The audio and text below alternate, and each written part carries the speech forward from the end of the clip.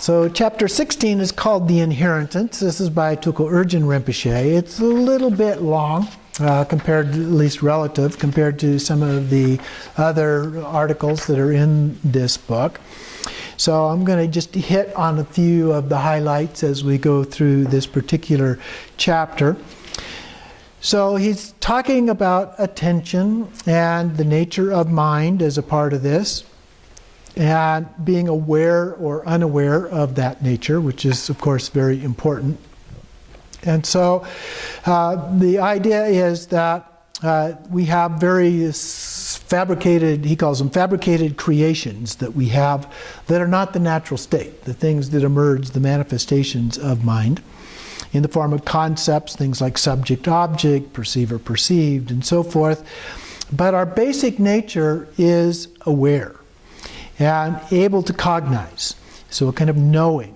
And he refers to it as being the unity of empty and cognizant as our natural ground. So this knowing, this kind of a luminous aspect, if you will. What we are missing is the recognition that our natural state is indivisible unity of emptiness and cognizance. So what we do is get preoccupied with looking around, getting attached to other kinds of things. He talks about the pointing out instruction as showing the nature of your mind is the Buddha mind itself. And then he goes on, talks a little bit about the purpose of the pointing out instruction, bringing your face to your own essence, seeing your own face, it's sometimes called, and refers to Mahamudra, the middle way, great perfection, all refer to the same basic nature. And it's the exact opposite of conceptual thinking. It doesn't have to be this way, however. You can know our own nature. So first we have to recognize it, then we train in that, and then we attain stability. So those are things we've talked about previously. Buddha nature is the body, speech, mind, qualities and activities of Buddhas. They're all complete. It has the unchanging quality called Vajra body, Vajra speech, Vajra mind. Those are the body, speech, and mind of a Buddha. It's a unity into this Buddha nature. So we achieve or reach this state of great peace that comes when conceptual thinking subsides, everything calms down. Thoughts are actually an expression of our Buddha nature. But they vanish by themselves. And as a result of that, brings the end to samsara. Well, what is the method? How do we get to this? How do we make this happen? Well, it talks about instructions on how to recognize mind essence. We receive those teachings, and then we train in doing that. So we do the meditation. It takes time, lots of repetitions. So we don't have to seek this awakened mind somewhere else. We already have it. We just have to be able to recognize it. So Buddha nature is like a wish-fulfilling jewel. And then we use that to recognize it. He talks a little bit about the 5 elements, being none other than our own mind experiences. So the 5 elements don't know anything in and of themselves. Bones and flesh are the element earth. Liquids are the element water.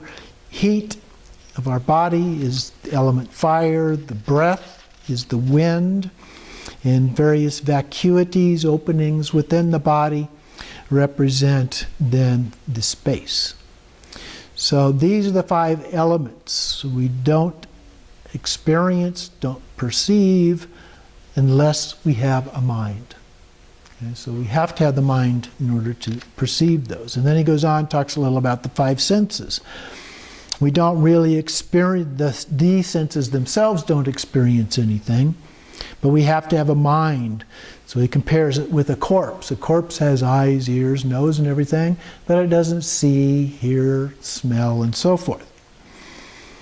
The five sense objects. And we get these impressions, these forms in our eyes, sounds in our ears, and so forth. But the senses themselves also don't cognize anything. Okay? We have to have a mind to do that. Nothing is more essential than mind, except for the nature of mind, Buddha nature. Sugata Garbha. All sentient beings have this nature. So all our Buddha nature are the same. They're identical. Not one single Buddha nature, but each of us have Buddha nature. We need to distinguish between mind and mind essence. So Buddhahood means being totally stable in the state before dualistic thought occurs. Buddhas became awakened because of realizing their essence. So once we realize that essence, then we achieve Buddhahood. Thought in Tibetan is called namtak. Nam means the object, tak refers to the ideas and concepts associated with that. So namtak, or thoughts. So if we fail to realize the essence of mind, then we are a sentient being. And if we realize the nature and become stable, realize and become stable in that, then we become a Buddha. So he talks a little bit about the metaphor of it being like space, often used, having no edge. Mind is like empty space with no limits. Awakened mind of Buddhas is all pervasive, empty in essence, again like space, no form, smell, taste, sound, or texture, completely empty. It seems like space. It's a metaphor. It doesn't mean it is space, but it seems like space. But there's a difference. Space is not conscious. It doesn't feel pleasure or pain. Our mind is spacious, open, wide, and empty, yet it also feels pleasure and pain.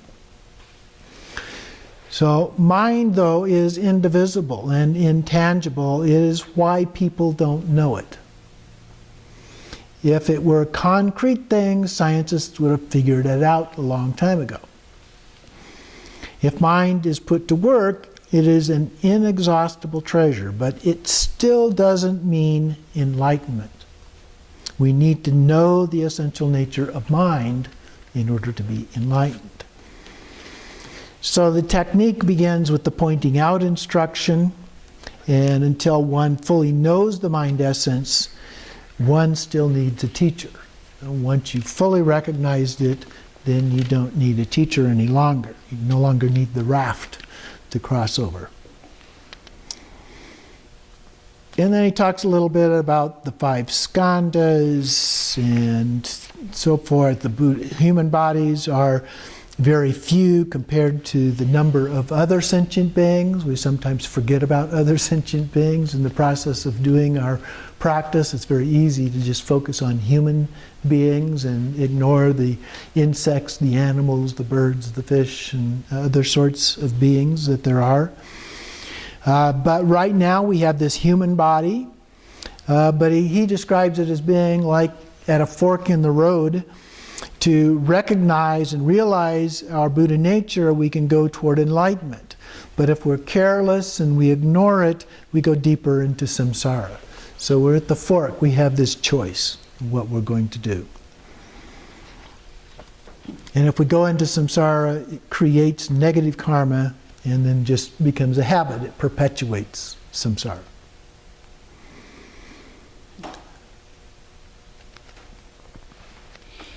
And then in Buddha nature, he talks about two paths, the path of knowing and the path of unknowing. And then he quotes, he says this famous statement, I'm not sure where this came from, but to recognize is the path of nirvana, not to recognize is the path of samsara. And then he says, a yogi practitioner, on the other hand, does not dwell on the object, but recognizes the nature of the subject. Object, subject. Okay? Recognizes the nature of the subject. not concerned about the object. So there's this knowing. You see this empty essence, the Dharmakaya of the Buddha. And cognizance is the Sambhogakaya of the Buddha. And the indivisibility is the Nirmanakaya. So emptiness and cognizance together. He says they're unified together. It's like trying to separate the heat from a flame of a candle. Or recognizing other things that naturally go together, the wetness and water. Okay? You can't separate the two. They're two different qualities of the same thing. So when we recognize this natural face, if you will, the essence, then it's called Swabhavakaya, the face-to-face with all three kayas of the Buddha at the same time. So again, by recognizing again and again, we grow more and more used to this natural state. After a while, you no longer need to think about it. You've mastered it. It's just like driving. Driving the car, you have to think about what to do. Oh yeah, I got to push the brake. Oh yeah, I got to push the clutch, and then that, and this and that. And it can be kind of confusing at first. And if you were like me, trying to learn to do a stick shift, the car kind of jerked and so forth before you got it smooth.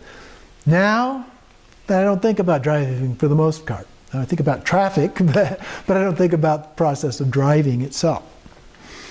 So, in the process, we create this gap between thoughts.